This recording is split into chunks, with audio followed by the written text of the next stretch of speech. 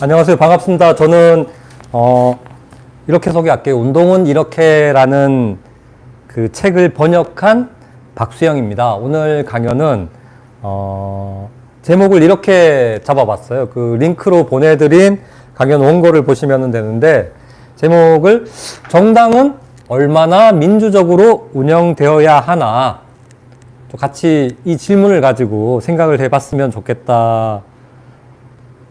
좋겠습니다. 그 9월의 마지막 날인데, 그것도 금요일 밤에 저와 함께 이제 정당 민주주의, 당내 민주주의에 대해서 의미 있는 시간을 보냈으면 하는 바람이고요. 좀 더 재미있고 의미 있는 강의가 돼야 되는데, 제가 말주변이 좀 없어서 주로 이제 강의 텍스트를 중심으로 이걸 읽는 방법으로 여러분께 그 당내 민주주의의 문제에 대해서 말씀을 드리고자 합니다. 오늘 청중분으로 한 분 김지윤 선생님께서 오셨는데 적극적으로 의견 주시고 중간중간에 뭐 이야기를 해주시면 좀 덜 지루하게 같이 생각해 볼 수 있지 않을까 싶습니다. 이번 강연의 목적은 한국 정치에서 자주 이야기되는 당내 민주주의에 대한 오해를 규명하고, 정당 정치인이나 운동의 활동가가 고려해야 하는 조직 모델에 대해서 이야기해 보는 겁니다. 이를 위해서 그 강연 본문은 크게 세 부분으로 나누어졌는데요. 첫 번째는 최근 두드러지게 드러나는 그 당내 분란 속에 당내 민주주의 언수를 소개해 드리면서 그게 어떤 문제를 안고 있는지, 바람직한 정당 운영의 기본 원리는 뭔지 말씀드리고자 합니다. 두 번째 파트에서는 당내 민주주의를 저는 오해하고 있다고 생각을 하는데, 그 당내 민주주의에 대한 오해가 민주화 이후에 누구에 의해서 어떻게 왜 확산되었는지 설명하는 내용입니다. 세 번째는 정당 정치를 포함해서 시민 정치 일반에서 나타나는 그 세 가지 조직 모델을 살펴보면서 자유, 평등, 생태가치, 진보적인 가치를 지향하고 실천하는 사람들이 어떤 조직 양식을 통해서 취하고 실천해야 될지, 그런 내용을 다뤄보고자 합니다. 조금 더운 관계로 윗도리는 벗고 말씀드리겠습니다. 요즘 당내 분란이 심상치 않습니다. 대표 축출에 따른 내용으로 소란한 국힘당만 그런 건 아닙니다. 민주당에서는 얼마 전에 대표 경선과 당원 개정 과정에서 계파 갈등이 잠복과 분출을 반복했습니다. 정의당에서도 연이은 선거 참패에 책임을 묻는 비례의원 사퇴 권고 제안으로 당내 갈등이 크게 고조된 바 있습니다. 녹색당 또한 지난 총선 당시 비례연합정당 참여 결정과 그 번복을 둘러싼 이견의 여파에서 벗어나지 못한 것 같습니다. 그런데 흥미로운 사실은 이 네 개 정당, 큰 정당이든 작은 정당이든 이 네 개 정당의 분란이 한가운데 당내 민주주의 논의가 자리 잡고 있다는 겁니다.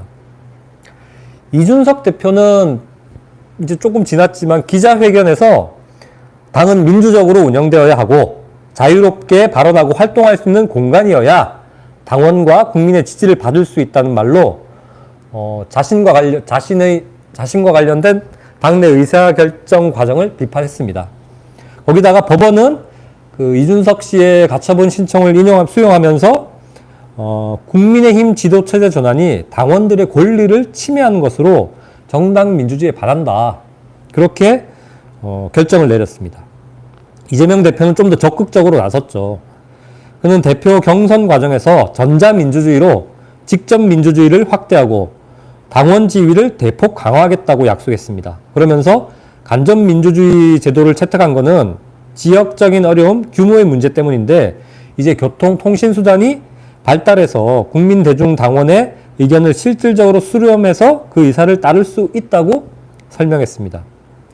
이런 의견에 동조했던 당내 인사들은 권리당원 전원 투표를 전국 대의원 대회 의결보다 우선하는 당의 최고 결정 방법으로 규정하는 당원 개정을 시도했는데 이재명 독주 체제를 우려했던 당내 소수파의 반발로 일단 한 발 물러난 상태입니다. 정의당도 그 의원 사퇴 제한이라는 중대 결정을 당내 민주주의의 수단인 당원 총투표를 통해서 결정하려 했습니다.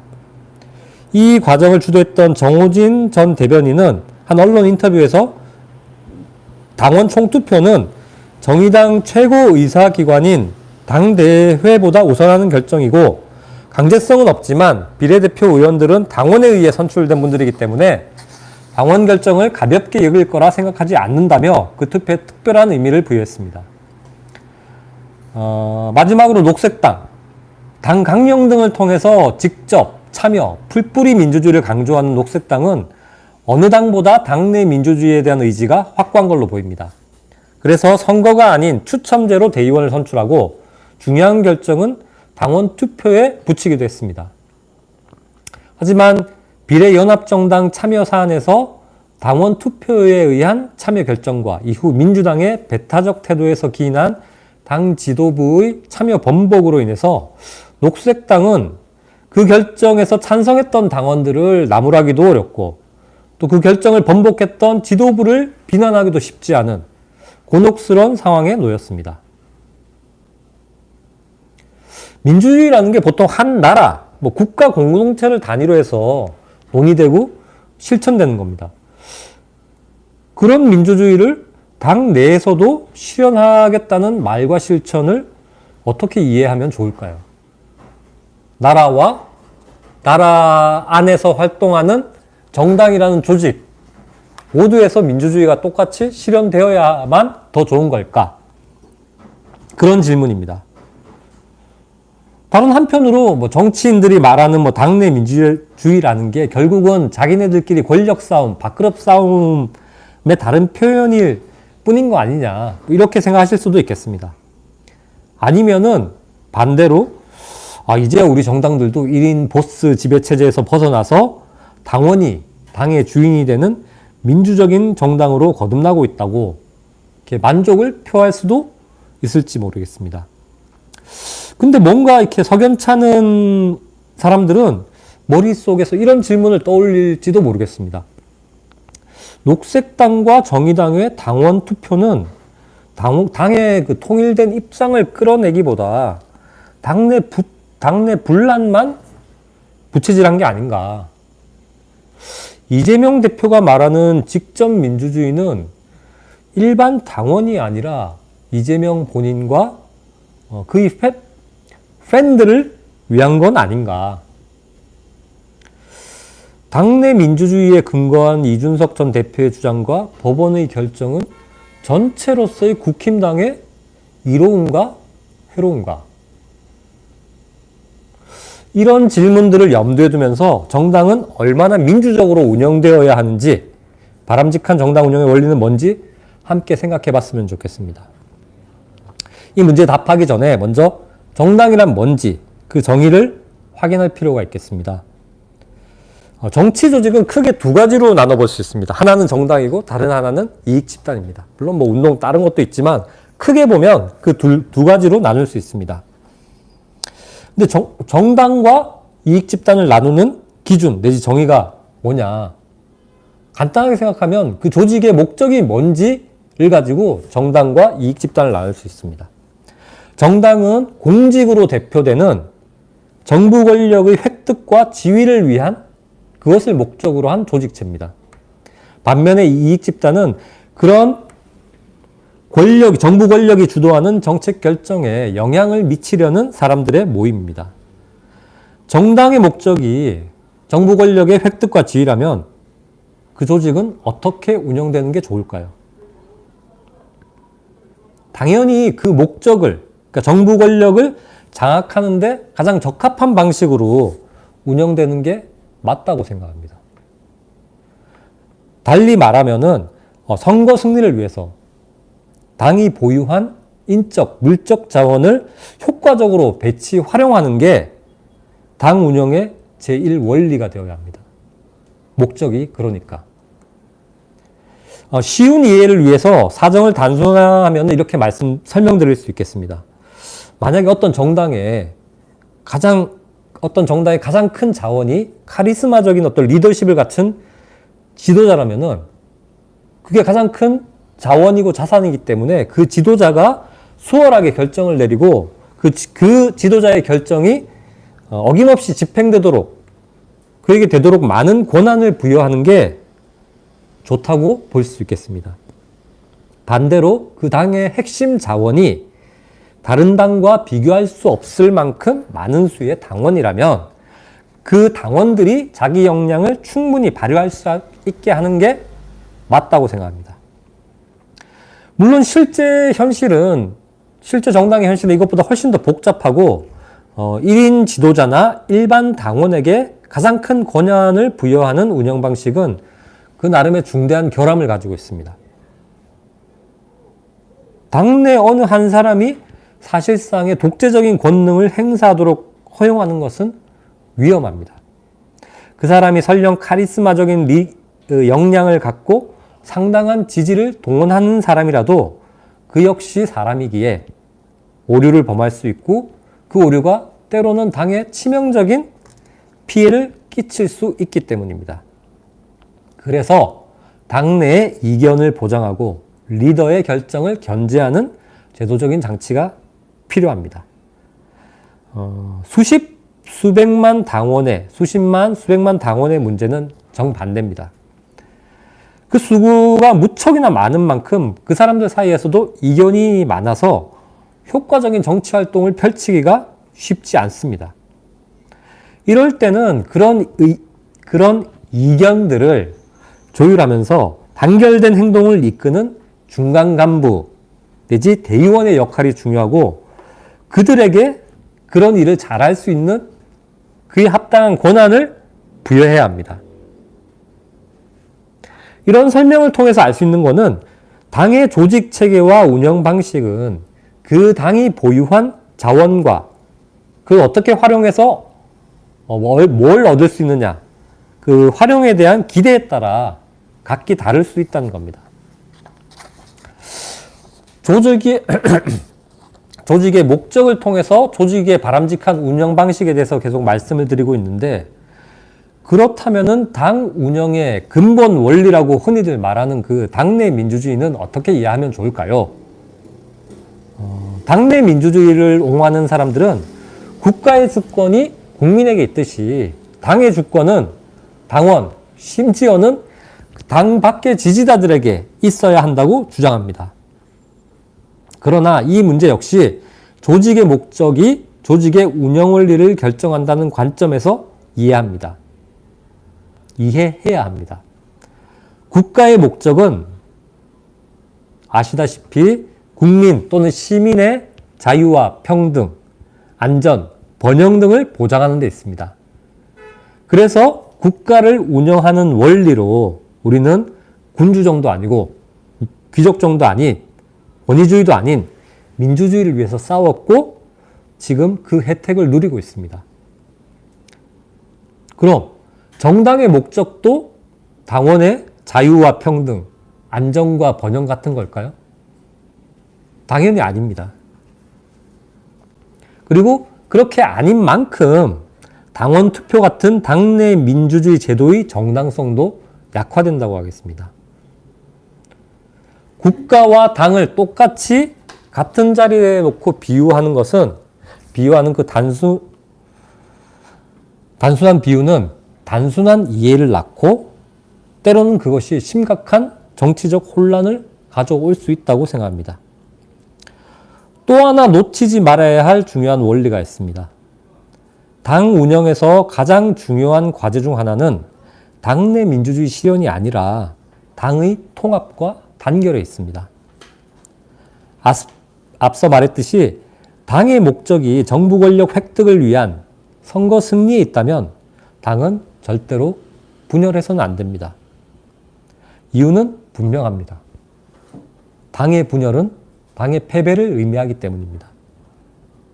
지금 우리는 그런 분열의 극적인 양상과 그 부정적인 효과를 집권 여당을 통해 확인하고 있습니다. 그들이 범한 잘못은 당내 민주주의를 따르지 않거나 대통령의 속 깊은 뜻을 부주의하게 드러낸 것이 아닙니다. 그들의 진짜 오류는 내부 총질 같은 분열 행태가 왜 집권당과 정부에 심각한 문제가 되는지 당원과 시민들에게 설명하는 대신 쉽고도 뻔한 다른 수단에 의한 정치에 의존한 데 있습니다. 당의 응집력과 결속력을 높이는 데는 1인 1표의 다수결보다 협상과 타협이 더 나을 때가 많습니다. 정치는 갈등과 타협, 경쟁과 협력의 기술이라고 합니다. 선거 승리와 정책 입법을 위해 치열하게 다투던 정당들도 필요하거나 합당한 사안에서는 타협하고 협력합니다. 그것은 서로 다른 의견을 존중하며 우리 사회에 특히 부족한 다원주의를 보장하는 방법입니다. 하물며 가치와 이념, 이익과 열정을 공유하는 같은 당원들 사이에서 당의 통합과 단결을 위해서라면 그것을 타협과 협력, 그것을 권장하고 실천하지 않을 이유가 없습니다. 당의 통합과 단결을 이뤄내지 못하면 그 어떤 노선도, 이념도, 정책도 제대로 실현할 수 없습니다. 이것은 집권 여당인 국민의힘뿐 아니라 야당인 민주당, 평등과 생태를 지향하는 정의당과 녹색당 모두에게 적용되는 또 하나의 기본 명제입니다. 지금까지 당내 민주주의에 대한 오해와 바람직한 당 운영의 기본 원리에 대해서 말씀드렸습니다.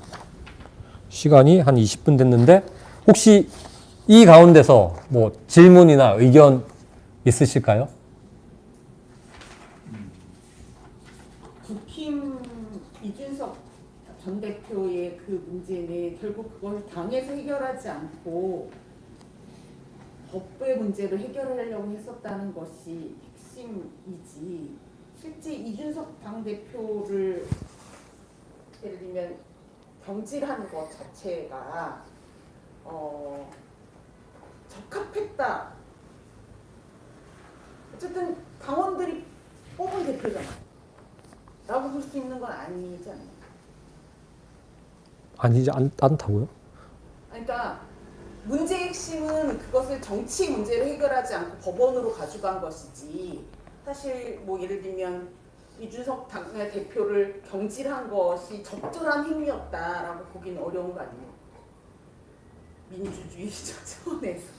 아니, 근데 법원으로 가져간 건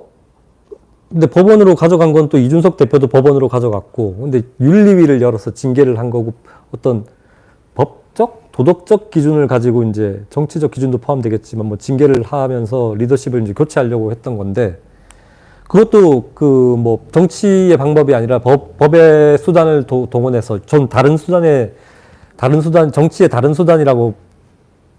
수단에 의한 정치라고 말씀드렸는데 그것도 문제지만 핵심은 여기서 원래 말씀드리려고 했던 핵심은 이준석 대표가 말하는 당내 민주주의라는 것이 근거가 약하다는 거고, 두 번째로 또 좀 강조드리고 싶은 것은 우리가 그 사태에서 배울 거는 앞서 말씀드린 당내 민주주의에 대한 어떤 오해를 교정할 수 있는 어떤 예가 될 수 있고, 두 번째로는 당의 통합과 단결이 얼마나 중요한지.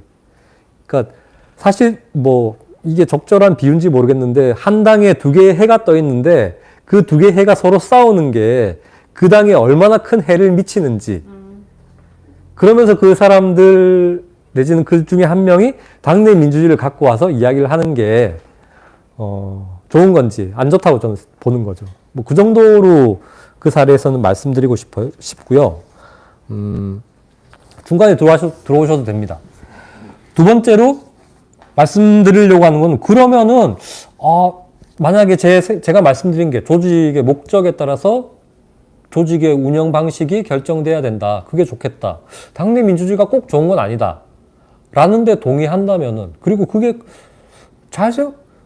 잘 생각해보면, 그럴듯하다고 동의하신다면은, 왜 우리는 지금까지 당은 민주적으로 운영돼야지?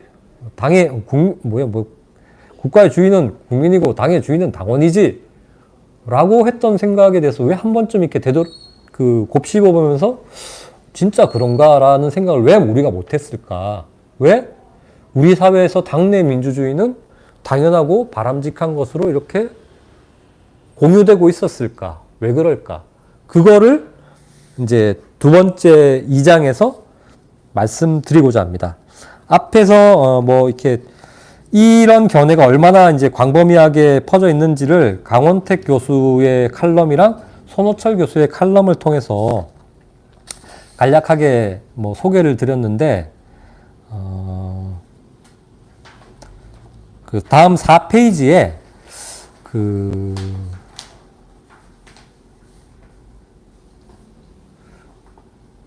왜 당내 민주주의가 한국 사회에서 널리 확산되었는지, 당연한 것으로 받아들여졌는지를 한번 설명해 보려고 정당 체제라는 변수를 가지고 이제 이 설명을 드리려고 합니다.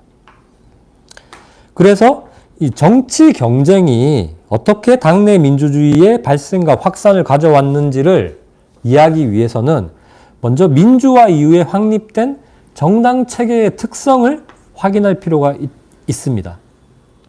아래 그림은 87년이랑 88년 선거를 기준으로 지역, 계층, 세대 등의 사회 인구학적 범주별로 정당 간 지지 편차가, 정당 간의 지지 편차가 얼마나 큰지를 나타낸 겁니다. 한국 정당 체제의 특성을 확인하기 위해서. 여기서 주목해야 할 것은 두 가지입니다. 한 가지가 아니고 두 가지입니다. 하나는 다들 알다시피 한국에서 지역 균열이 다른 균열에 비해서 월등히 높게 나타난다는 겁니다. 다른 하나는 알면서도 모른 척 하는 건데, 계급, 계층 균열이 다른 균열에 비해서, 그리고 선진국들에 비해서 두드러지지 않다는 겁니다. 이렇게 정당 체계의 특성 두 가지를 전제해 놓고 이 정당 체계의 특성이 어떻게 당내 민주주의까지 이어지는지를 말씀드리려는 겁니다. 그런데 이 지역 균열은 사실 또 다른 오해의 소지를 갖고 있는 그 문제의 개념인데, 그런 오해를 피하기 위해서 이 지역 균열을 정당 간 경쟁 구도에 초점을 맞춰서 주요 광역 단위에서 특정 정당이 유권자 지지를 사실상 독점하는 지역 일당 체제라고 정의를 해보겠습니다. 근데 소선거구, 단순 다수제, 선거제와 함께 한 나라의 광범한 지역에서, 호남권에서, 영남권에서 한 정당이 의석을 독점하고, 또 계급 계층 균열의 동원력은 약한 정당 체제는 어떤 종류의 정치적인 경쟁의 동학을 만들어낼까요? 이거를 정치 엘리트의 선거 전략을 중심으로 살펴보겠습니다. 먼저 지지 분포의 지역적 분절성은 주요 정당 지지자, 삼김을 생각하시면 되는데요. 주요 정당 지지자들로 하여금 자기 지역 기반에 안주하면서 다른 지역 정당과의 연합이나 합당을 모색하고 상대적으로 지지 분포가 고른 지역에 한해서만 더 많은 지지를 얻고자 경쟁토록 하는 선거 전략을 선택하게 됩니다. 이를 달리 설명하면은 한 지역구에서 경쟁자보다 조금이라도 더 많은 표를 얻기만 하면 당선되는 국회의원 선거제도 하에서 정당 지지 분포가 지리적인 경계를 따라서 매우 큰 격차를 보일 때 주요 정당이 지역을 넘어서 광범위한 유권자 동원에 나서기는 어렵습니다. 상대당이 압도적 우위를 보이는 지역에선 해봐야 안 되니까. 자기 당 지지가 확고한 지역에선 다른 정당의 경쟁 압력이 약할 뿐더러 더 많이 지지를 동원한다고 해서 더 의석이 늘어나는 게 아니니까.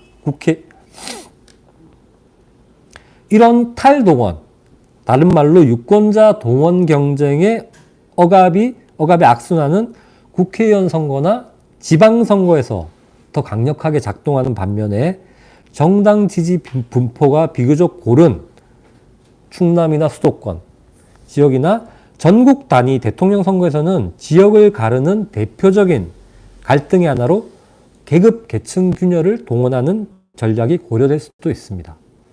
그러나 다음과 같은 근거로 그 또한 쉬운 선택이 아닙니다. 수의 힘을 의존하는 노동자를 비롯한 중하층 집단이 민주화 이행기에 나타나는 국가억압기구의 이완, 시민사회의 대규모 동원이라는 좋은 조건 하에서도 정당을 통해서 시민권을 획득하지 못했을 때 이들 중하층 집단은 선거 경쟁에서 주요 정당 지도자, 계속 양김을 생각하시면 됩니다. 양김? 삼김? 주요 정당 지도자에게 이중적인 의미를 갖는 존재가 됩니다. 한편으로 그들은 자본주의 시장 경제에서 나타나는 보편적인 계급 계층으로 선거 승리를 위해 동원할 수 있는 중요한 잠재력을 가진 집단입니다. 그러나 다른 한편으로 기존 정당 유권자 정렬을 또 한 번 재편할 만큼 강한 잠재력을 가진 그들 집단의 동원은 민주화 과정에서 확립된 정당 정치의 기득 질서, 즉 기존 정당 지도부의 당내 지위와 지지 기반을 흔들어 놓을 수 있는 위협 요인이 되기도 합니다. 이렇듯 노동 및 하층 집단이 양가적인 의미를 갖는 조건에서 주요 정당 지도자는 당의 이념을 개발하고 당 조직을 발전시켜서 계급 계층 균열을 동원하는 위험한 전략보다 기존 경쟁 구도를 유지하면서 계층적인 지위, 자원, 민주화 운동의 효과로 이미 정치적으로 활성화된 중산층 유권자의 요구에 부응할 만한 이슈, 정책, 인물의 선별적 수용과 포섭을 통해서 지지를 확대하는 안전한 전략을 선택하게 됩니다. 당내 민주주의론이 확산된 것은 지역 일당 체계로 인해서 정당 간 경쟁이 억압된 조건에서 앞서 말씀드린 전략 선택이 반복되면서 주요 정당 내부의 갈등, 그리고 기존 정당과 새롭게 정치를 해보고 싶은 신진 정치 엘리트 간의 갈등이 활성화된 데서 나타났다고 봅니다. 먼저 주요 정당 내부의 갈등을 보겠습니다. 일반적으로 그러니까 이걸 좀 쉽게 말씀드리면은 뭐 한 두 정당이 있는데 여기서 막 열심히 조금 더 서로 조금 더 많은 표를 얻어서 어떻게든 권력을 얻으려고 노력을 하려면은 이념도 만들어야 되고 조직도 강화해야 되고 이렇게 막 싸움이 선거 경쟁이 유권자 동원 경쟁이 돌아가야 되는데 이게 일종의 담합 체제로 지역 지지에 기반한 담합 체제로 그 경쟁의 압력이 약할 때는 이 정당 간의 경쟁보다 정당 내부에서의 갈등과 경쟁이 활성화될 가능성이 높다는 말입니다. 그래서 정당 내부에서 어떻게 이제 갈등이 나타나는지를 말씀드리려고 하는데, 일반적으로 정당 같은 조직 구성원에게는 세 가지, 우리 조성주 대표가 좋아하는 그 엘버트 허쉬만의 엑싯, 보이스, 로열티, 그 개념을 가져온 건데, 조직 구성원들에게 충성, 이탈, 요구의 세 가지 선택지가 있습니다.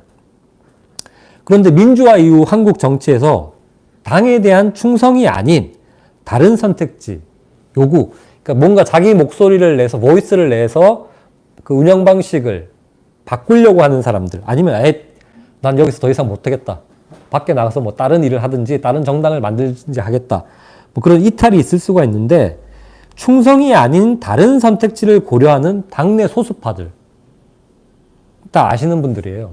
이해찬, 이부영, 노무현 이런 분들은 자신이 속한 정당이 기대에 미치지 못할 때조차도 뛰쳐나가는 걸 선택하기가 어렵습니다. 사실 한 번씩 다들 뛰쳐나갔는데 결국 돌아옵니다. 이유는 지역 일당 체계의 조건에서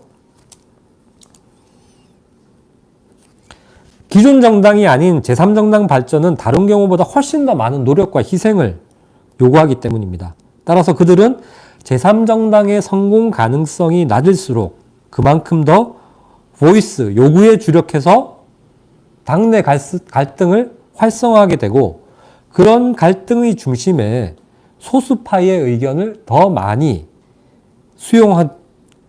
수용하라고 하는 당내 민주주의 요구가 자리 잡게 되는 겁니다. 사실은 뭐 그 다수결로 결정해서 다수의 지지를 받아서 DJ나 YS가 결정을 하고 따르라고 해서 따라가는데 소수파 입장에서는 자기들은 늘 배제당하니까 이게 민주주의냐, 우리의 의견도 받아달라, 혹은 왜 당신만 계속 그 지도부 이렇게 지도 대표 당수가 되느냐, 다른 사람도 당수가 될 수 있는 기회를 달라. 그게 다른 말로 결국 당내 민주주의가 되는 거예요. 그 사람들이 자기의 보이스를 내는 그 내용의 핵심에 당내 민주주의가 자리 잡고 있는 겁니다. 그 다음에 이건 기존 정당의 당 내부를 본 거고, 그 다음에 기성 정당과 신진 엘리트 간의 갈등에서도 당내 민주주의가 쉽게 호출이 됩니다. 후자의 갈등도 정당 간 경쟁 억압이라는 측면에서 같은 논리를 따르는데, 보시면은 민주화는 참여와 반대 기회의 대폭적인 확장입니다. 그런 만큼 정치에 참여하려는 엘리트의 규모와 기대를 크게 확대시키는 거죠. 그런데 지역 일당 체제와 주요 정당의 담합적 경쟁 전략은 정당의 엘리트 충원 역량을 크게 위축시킴으로써 그런 수요에 부응하기 어려운 상황을 만들어냅니다. 근거는 간단합니다. 일당 우위 지역에서 선거 경쟁력이 크게 떨어지는 정당은 후보 선출을 통한 엘리트 충원 기능을 효과적으로 수행할 수 없습니다. 이를테면 호남에서 무슨 뭐라고 해야지? 한나라당이라고, 민자당인지 민자당이든 한나라당이든 호남에서 좋은 사람을 뽑아가지고 한번 우리 의석을 잡아보겠다. 가능성이 없는 거예요. 그럼 좋은 사람을 뽑을 이유도 없는 거예요. 굳이 하겠다면 네가 후보 나가. 반대만 할 수 없고. 영남에서도 마찬가지인 거예요.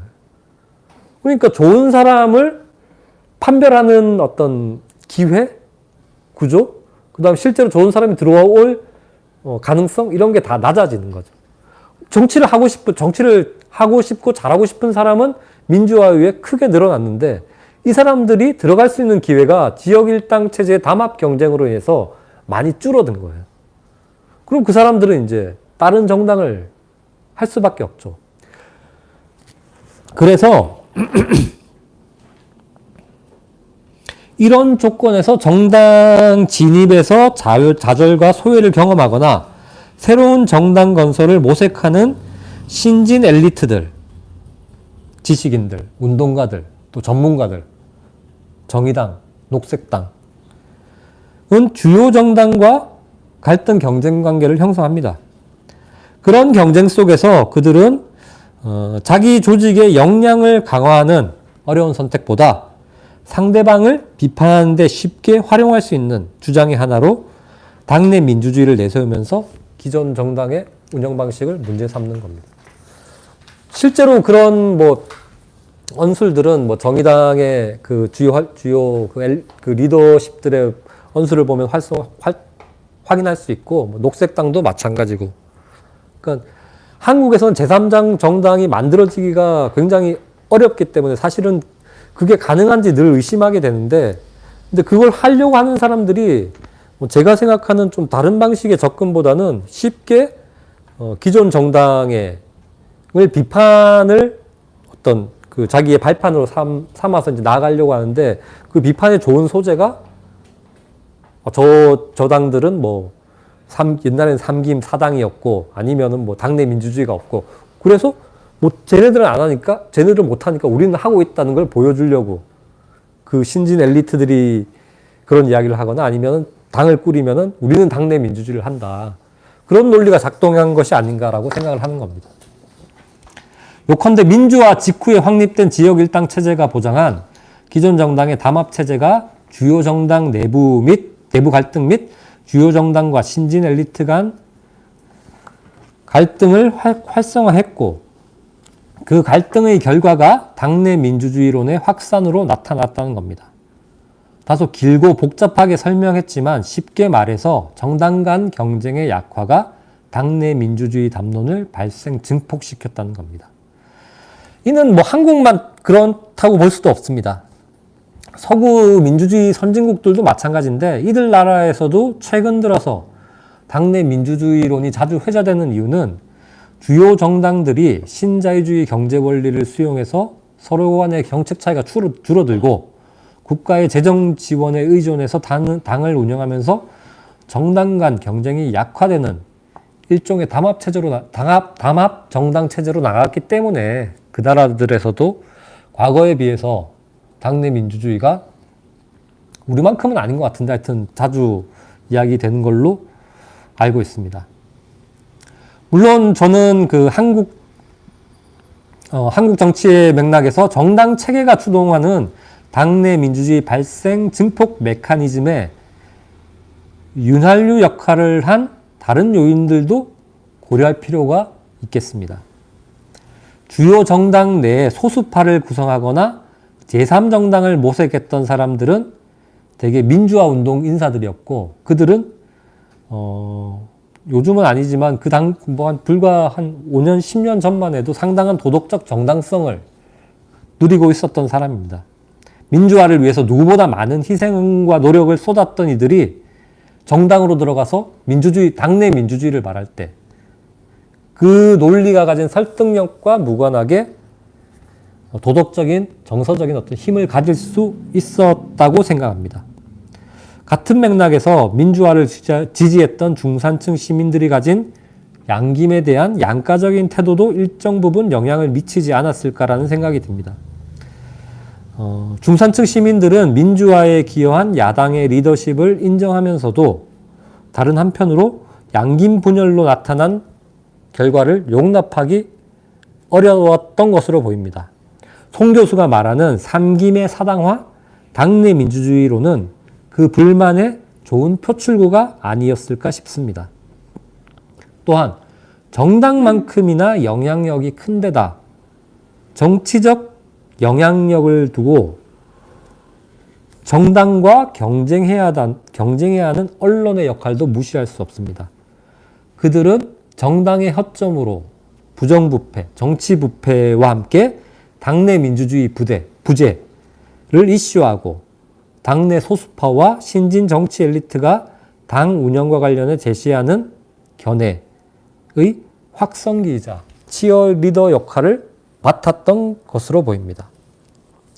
이렇게 해서 우리 사회는 당내 민주주의를 당연하거나 바람직한 것처럼 받아들였고 그런 만큼 정당 조직의 가치, 즉 집단적인 결의, 체계적인 분업, 안정적인 위계로 정치적인 효능과 권위를 발휘하는 정당 조직에 대한 생각이 들어설 자리는 줄어들었던 것 같습니다.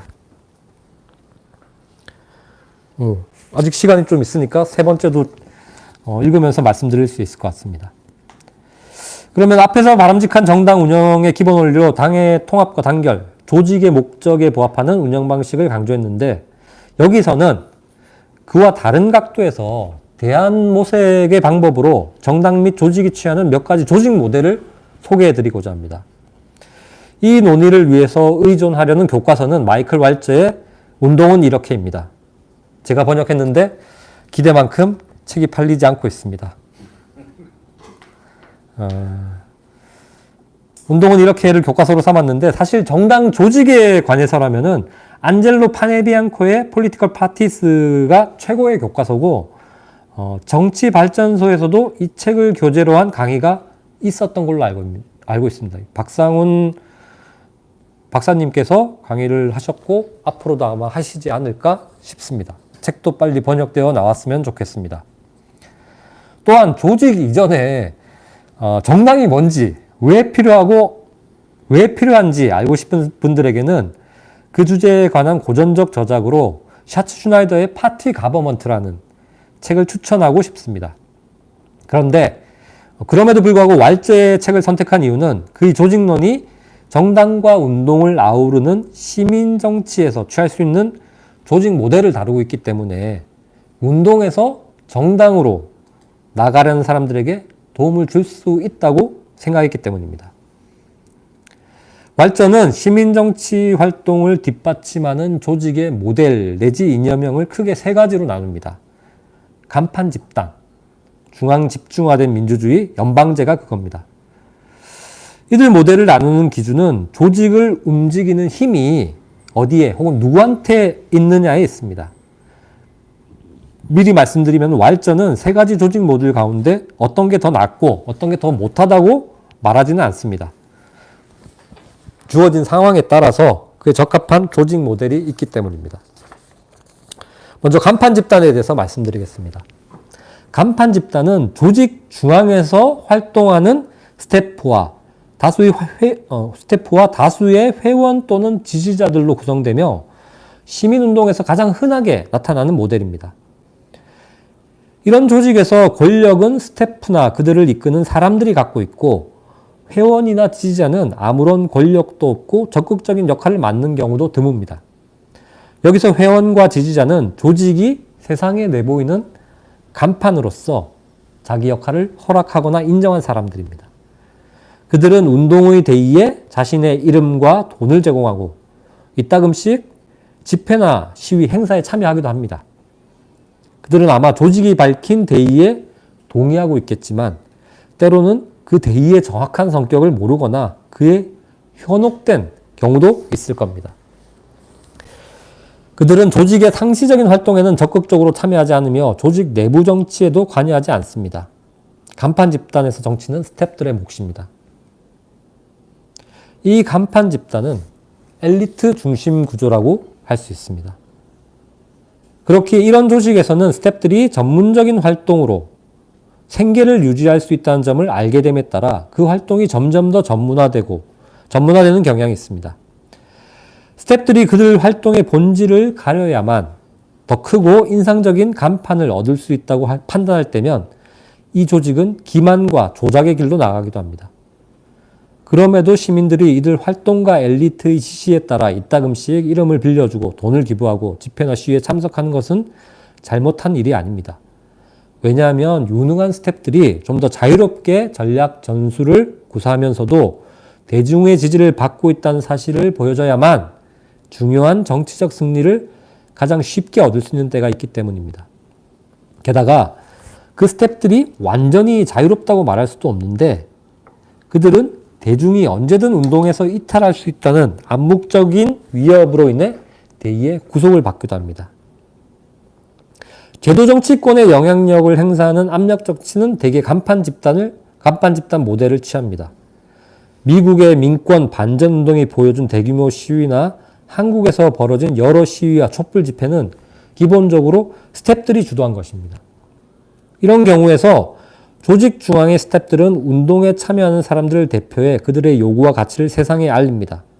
공직자의 청원서를 제출하고 의회와 관청에서 로비 활동을 벌이고 대중매체를 활용해 시민들의 관심과 참여를 호소하고 집회나 행진을 기획하고 홍보합니다. 하지만 이들 스태프는 선출직 대표가 아닙니다. 그들은 대개 자신의 요구와 가치 실현을 위해 운동을 시작하며 자신이 대변하려는 지지자들을 찾아서 규합합니다. 간판 집단은 특정한 견해나 입장에 집중해 이를 확산시키는 데는 이상적인 조직 양식입니다. 하지만 스태프들이 주도하는 활동은 인상적인 성과를 얻을 때조차도 그 참여자나 지지자에게 뚜렷한 정치의식을 심어주는 데까지 나아가기는 어렵습니다. 간판 집단은 지속적인 대중동원에 적합한 수단도 아닙니다. 간판 집단의 스태프들은 많은 사람들의 서명을 받을 수 있고 간헐적인 시위나 선거운동에 수천 명의 사람들을 불러 모을 수도 있습니다. 그러나 지속적인 정치 활동을 위해서는 권력이 최소한 형식적으로라도 다수의 활동가들에게 있는 조직 모델이 필요합니다. 그게 바로 두 번째 소개해드릴 중앙 집중화된 민주주의 모델입니다. 중앙 집중화된 민주주의는 상시적인 정치 활동이라는 필요에 부응한 것으로 회원들이 직접 또는 간접적인 방식으로 리더를 선출하고 리더가 회원들에게 책임지는 모델입니다. 여기서는 회원들의 내부 정치 참여를 보장하고 권장합니다. 조직이 드러내는 정치 활동의 힘은 이런 참여가 조직 중앙 지도부에 부여하는 정당성에서 나옵니다. 지도부의 지시도 폭넓게 수용됩니다. 지도부는 많은 회원들이 함께 행동할 것이며 끝까지 지침에 따라 움직일 거라는 확신을 갖고 파업, 시위, 선거운동 등에 대한 지시를 내립니다. 이상적인 모습을 말하자면 민주적인 정치 활동도 놀랄만한 규율을 실현할 수 있는데 그 이유는 규율이 그것을 지켜야 할 사람들의 동의에 기반하기 때문입니다. 하지만 매우 많은 수의 활동가들이 자신이 지지하는 조직의 내부 정치에 참여하는 경우는 극히 드물며 그럴 경우 조직은 대개 이중 구조를 취하게 됩니다. 여기서 조직 활동의 지지자들은 조직 중앙의 스태프나 핵심 활동가들을 위한 간판 역할을 하고 이 핵심 활동가들은 그들 지지자들로부터 재정적, 도덕적 지원에 더해 때로는 물리적 지원까지 얻습니다. 이 간판 뒤에 활동가들의 자치체제라고 할 수 있는 간부 민주주의가 자리 잡고 있습니다. 이와 같은 이중구조는 시민정치의 가장 유용한 조직 형태 중 하나입니다. 왜냐하면 그런 조직 구조 덕분에 조직의 핵심 활동가들과 지지자들이 서로 자리를 바꿔가면서 운동에 나설 수 있기 때문입니다. 이중구조가 아닌 중앙 집중화된 민주주의는 정당, 정파, 노동조합 같은 결사체에 가장 적합합니다. 이런 조직들은 항시적인 경쟁 내지 대결 구도화에 있기 때문에 강력하고 안정된 리더십을 필요로 하며 때로는 구성원들에게 부담스러울 만큼 큰 기여와 규율도 요구합니다. 또한 이 조직은 정책, 프로그램에 대한 전반적인 합의가 존재하는 경우에만 유지될 수 있습니다. 민주적인 국가와 달리 민주적인 정치활동은 참여자들이 공유하는 경제적 이익이나 공동의 이념 같은 매우 견고한 합의에 의존합니다. 그러나 이런 합의 때문에 리더에 대한 민주적 통제가 쉽게 이완되거나 완전히 사라지기도 하는데 그 결과는 국가 차원에서 리더에 대한 통제가 사라졌을 때랑 비슷합니다.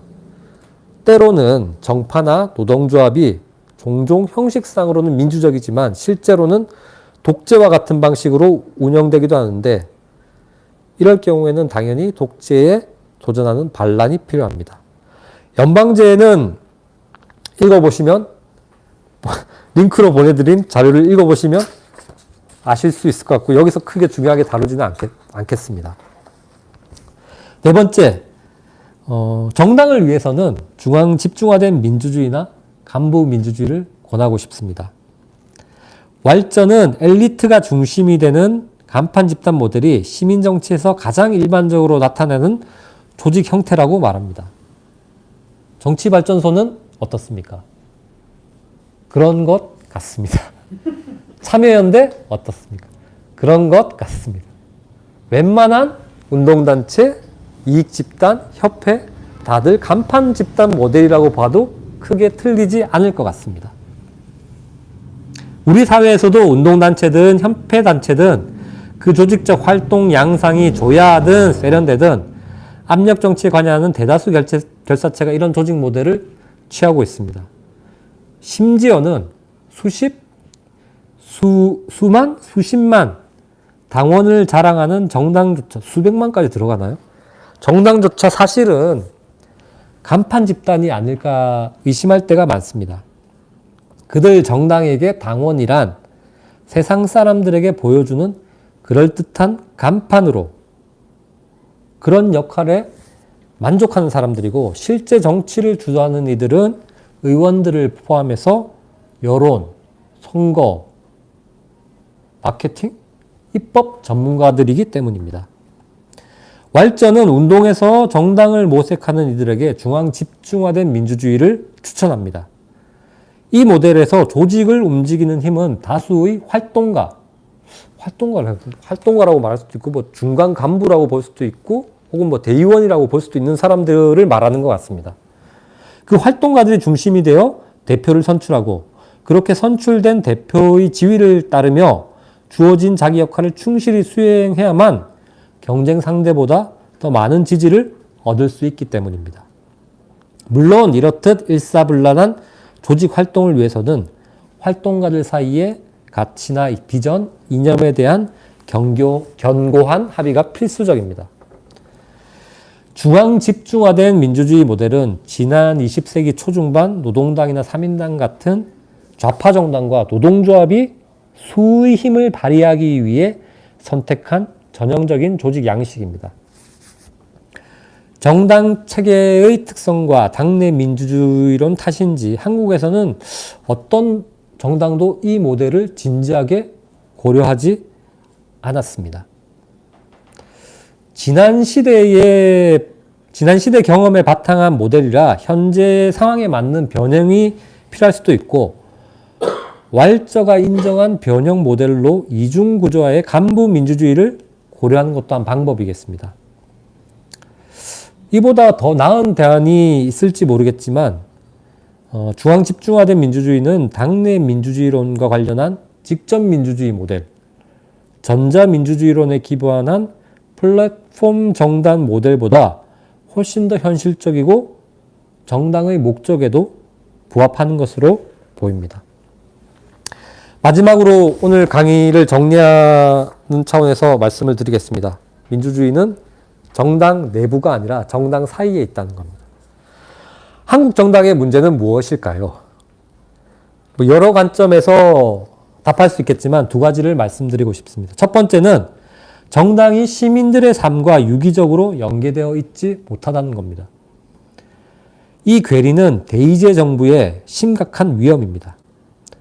이에 적지 않은 사람들은 한계가 뻔한 대의제를 시민 직접 참여로 대체하자고 주장합니다. 하지만 생계와 생활에 바쁜 시민들은 그럴 만한 여유가 많지 않습니다.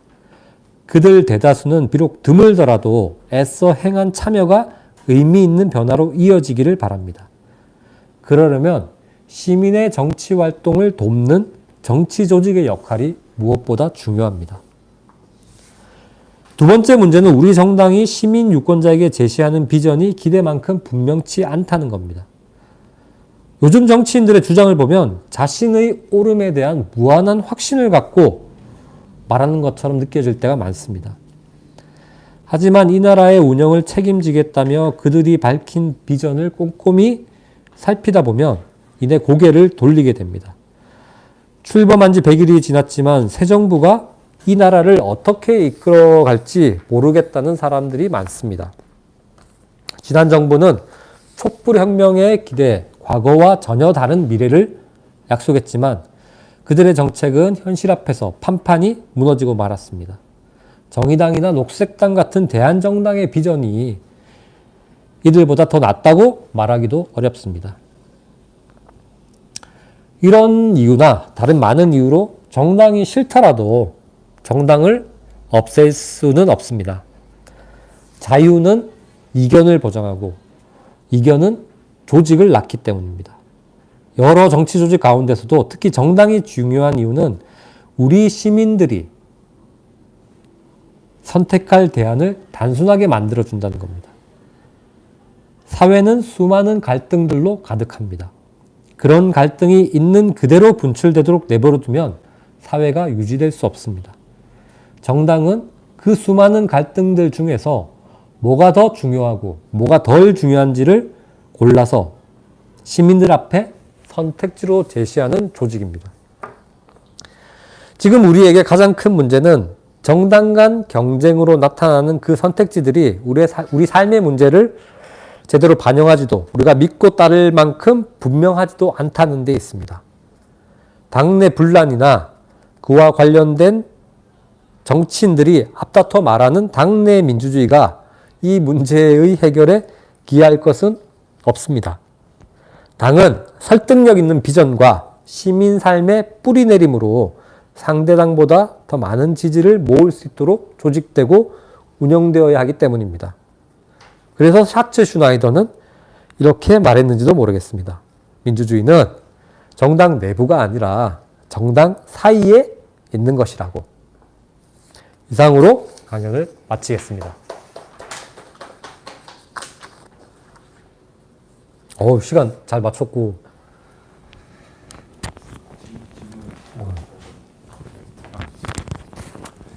네, 강연 잘 들었습니다. 저 궁금한 점이 있는데 이게 간판 모델에서 이제 더 나은 어떤 조직체, 그러니까 중앙 집중화된 민주주의 뭐 이런 걸로 나아가기 위해서 가장 좀 반복되면서 중요한 말로 읽히는 게 활동가들 사이에 가치, 비전, 이념에 대한 견고한 합의, 뭐 이게 중요한 것 같아요. 근데 요즘 같은 시대에 이게 참 어렵다고 생각이 드는 게, 제가 알기로 운동은 이렇게 저 읽었었습니다. 근데 이게 제가 읽은 게 쓰인 시대가 인터넷이 그렇게 없었건 발달되지 않았던 시대로 알고 있거든요.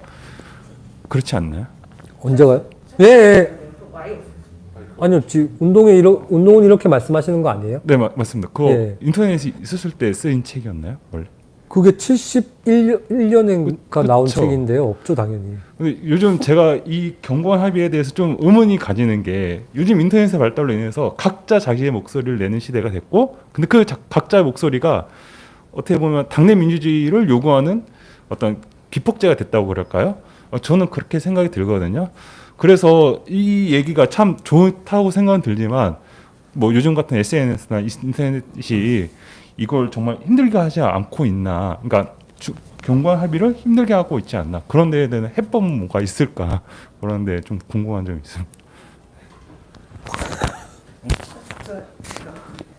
약간 비슷한 질문일 수도 있는데, 그러니까 이제 뭐 견고한 합의까지는 아니더라도 비전과 가치를 공유해야 한다. 정당은 이것이 분명하지 않았을 때 오히려 이 당내 갈등이나 이런 부분들이 이제 당내 민주주의란 얘기로 되는데, 그러니까 예를 들면 민주주의를 어쨌든 다수결에 의한 거나 직접 민주주의 형태로만 이해했을 때 그러하지, 오히려 당내의 가치 비전은 공유한다면 적어도 안에서의 다양함을 인정하고 그것을 갈등과 조정과 협력으로 바꾸어가는 방식은 왜 민주주의가 아니란 말인가 라고 얘기할 수도 있는 거 아닐까라는 생각이 드는 거예요.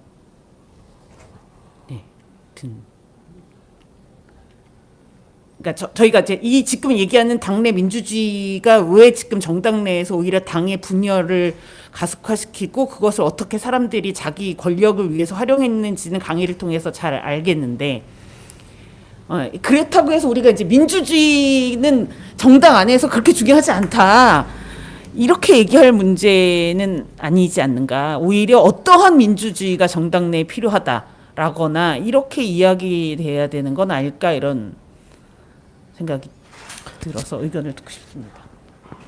네.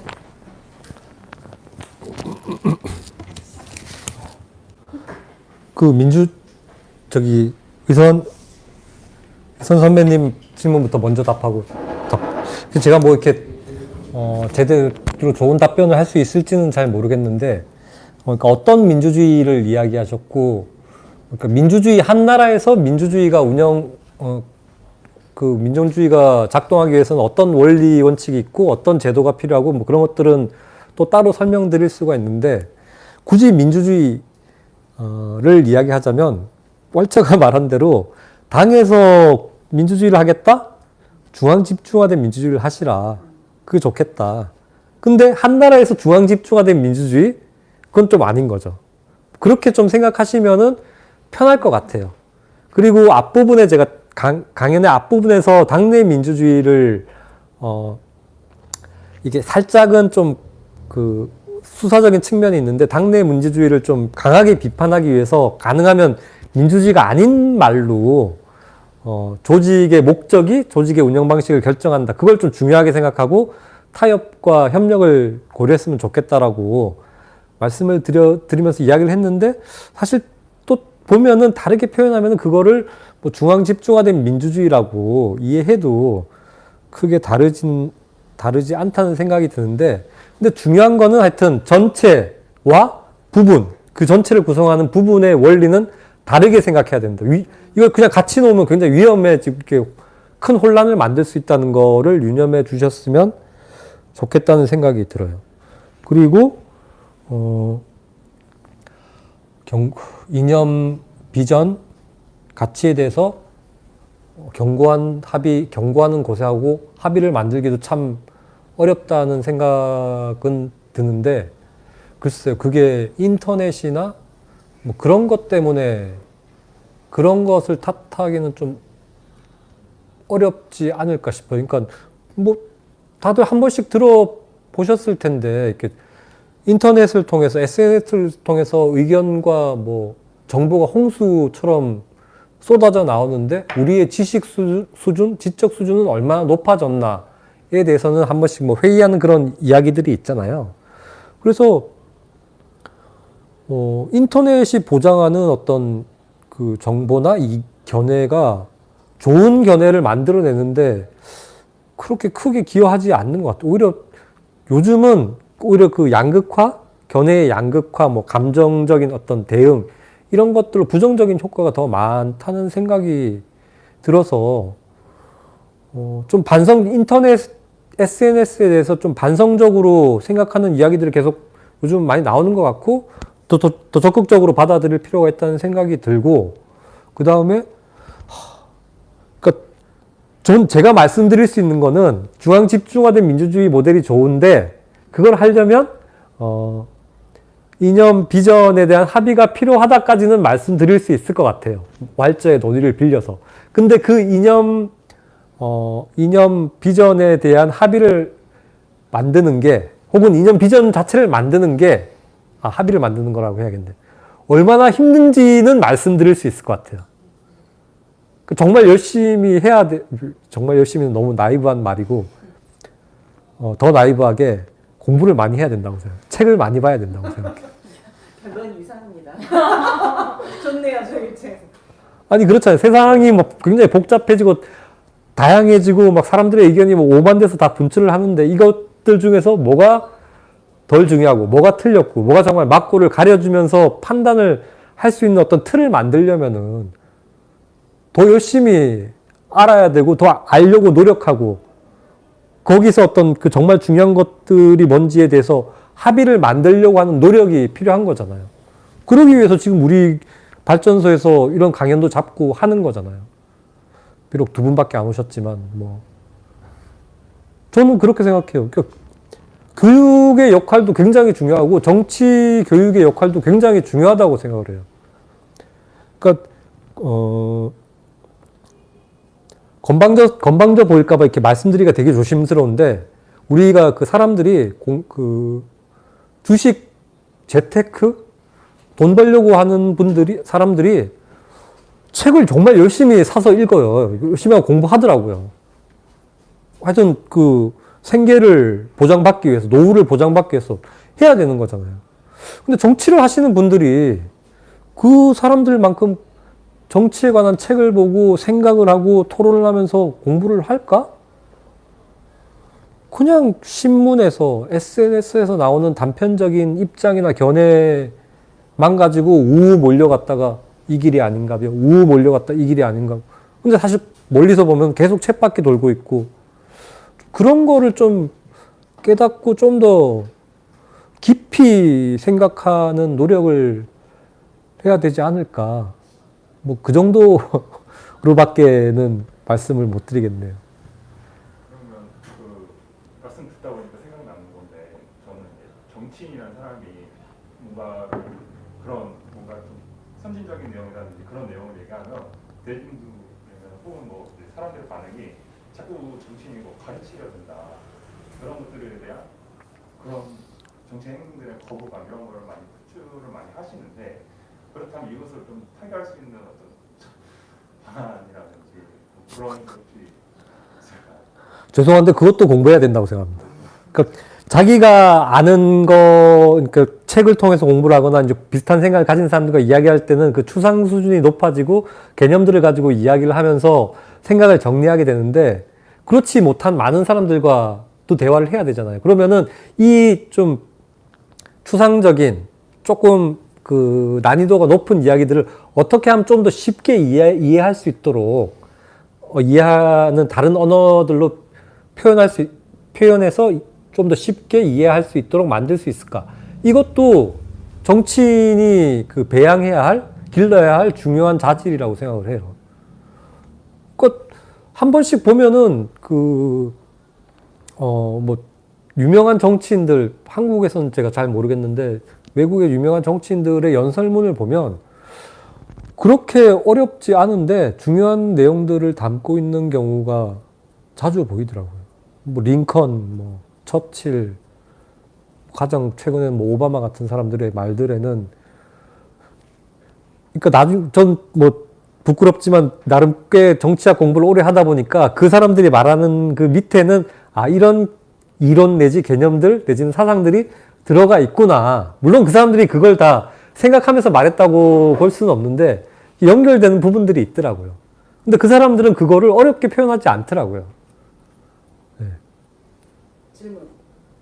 아까 얘기하실 때, 그러니까 이제 민주화 이후에 정당 체제가 구축되면서 이게 지역적 갈등이 이 주된 갈등이었지, 계급이나 계층의 문제는 오히려 강하지 않았다라고 했고, 그 이후에 그러면 결국 지역 일당 체제에서 뭔가 이렇게 계급이나 계층이나 이렇게 더 폭발적일 수 있는 대중을 대상으로 위험 요소가 있지만 하기보다는 그냥 그 안에 안주한 영향이 있었다고 하셨는데, 예를 들면 지금 현실에 있어서도 그러니까 예를 들면 조금 더 계급적인 문제, 조금 더 계층적인 문제를 정당이 자기의 주된 조직 혹은 대안으로 삼고 이야기, 그렇게 조직하면 하는 방향으로 가는 게 지금도 적절하다고 보시는지, 아니면 이미 지금의 진보 혹은 계급과 계층의 문제는 사라지고 다른 의제, 비전으로 조직되어야 된다라고 생각하시는지 궁금하고요.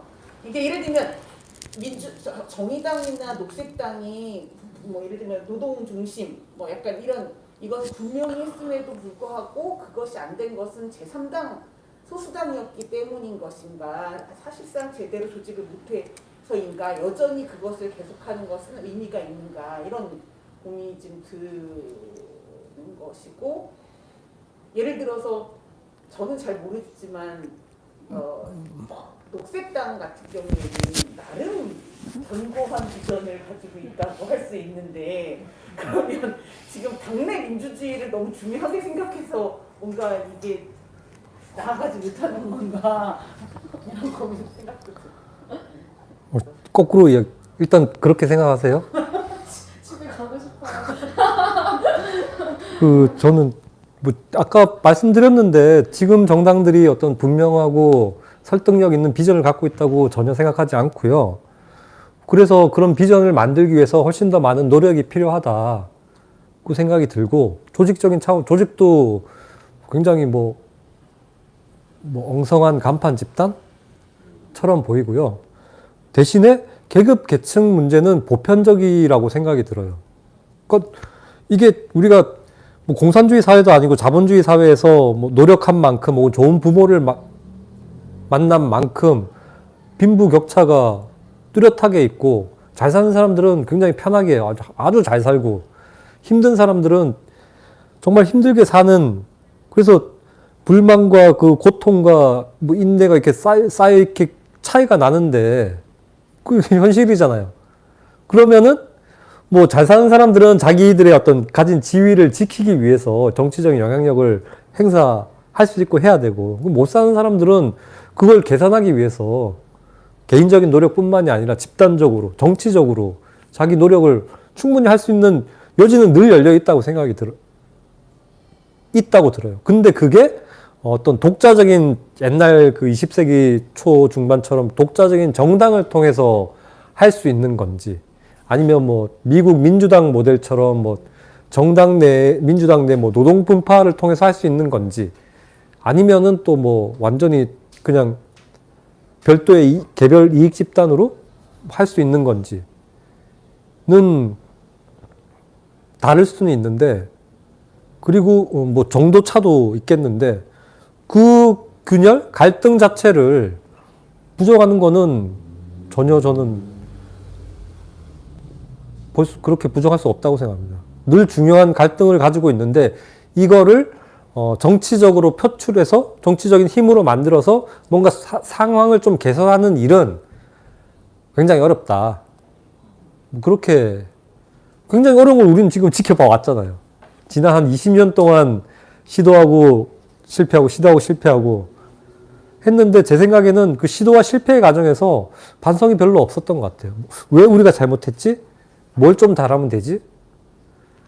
뭐 어떤 길이 있지? 조금 더 나은 길로 어떤 정치 영역에서 조금 더 나은 길을 모색했으면 좋았을 텐데 그 지난 경험을 통해서 반성의 계기를 통해서 좀 나은 길을 모색했으면 좋았을 텐데 뭐 민주주의 해야지 이러면서 막 그 비례대표 뭐 불러놔라 뭐 이런 거 하고 있으니까 잘 되기 어렵다는 생각입니다.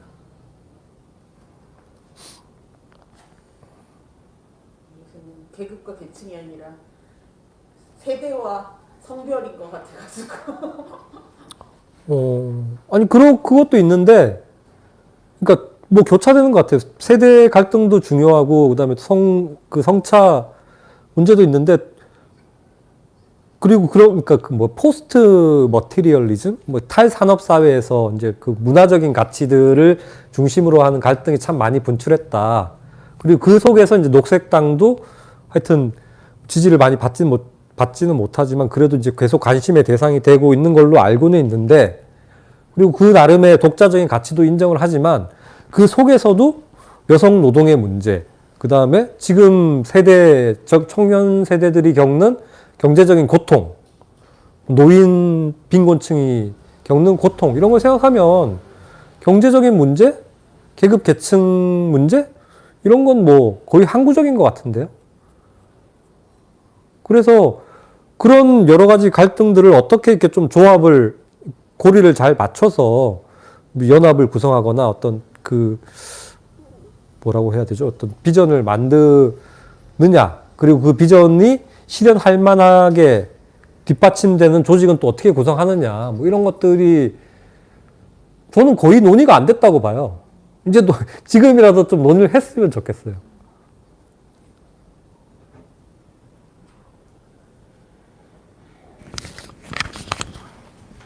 질문 있으십니까? 그냥 평소에 질문 같은 거 하셔도 됩니다. 각 당의 대표에서. 그런데. 일단 여기서 마무리하고 개인 사적 따로 얘기를 좀 더 할까요? 네, 강사님이 얘기해 주신 대로 9월의 마지막 날 금요일 밤에 나중에 들으시는 분들도 있겠지만 지금 정당 안에서의 민주주의 문제를 어떻게 볼 것인가, 오히려 그것의 이야기보다 뒤에 해주신 얘기들 속에서 우리가 어떻게 사회의 갈등을 잘 다루고 이것을 운동할 것인가에 대한 고민까지 넓혀볼 수 있었던 것 같습니다. 오늘 굉장히 또박또박 명쾌하게 설명해 주신 박서영 박사님에게 감사의 인사를 드리며 운동은 이렇게도 많이 읽어봐 주시면 그렇죠. 감사하겠습니다. 오늘 모두 감사합니다. 감사합니다.